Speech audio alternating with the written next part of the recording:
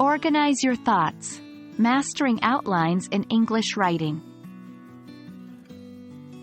Hello everyone, and welcome back to our English learning series. Today, we're going to delve into a critical skill for improving your reading comprehension and writing, creating outlines for writing. More specifically, we'll focus on the topic of organizing supporting details and evidence. This might sound like a big challenge, but don't worry, by the end of this video, you'll have mastered this essential skill. When it comes to writing, organization is key. Without a clear structure, your reader may struggle to follow your thoughts and understand your main points. One of the best ways to ensure your writing is organized is by creating an outline before you start to write. This can include your main ideas, supporting details, and evidence, all structured in a way that makes your argument or narrative clear and compelling. Before you can create an outline, you need to know how to identify your main ideas and supporting details.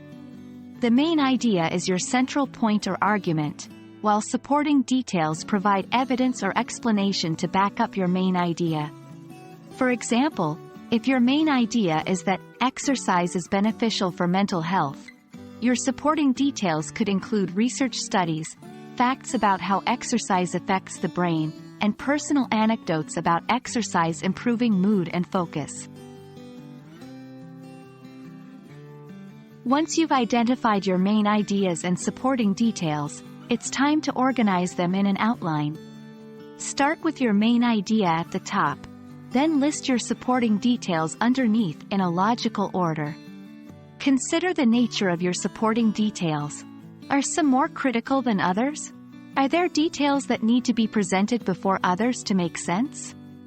This is where your organizing skills come into play. Think of it as creating a roadmap for your reader that guides them through your argument or story.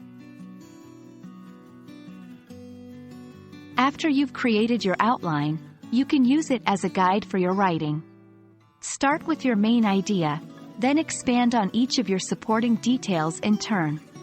Remember, your outline isn't set in stone. If you find new supporting details or your thinking evolves, you can always adjust your outline.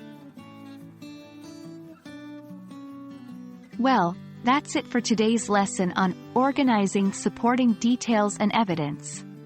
Remember, creating an outline can make your writing clearer, more organized, and more compelling. So, don't forget to plan your thoughts before you start writing. Keep practicing, and you'll see improvement in no time. Thanks for joining today's session, and happy learning!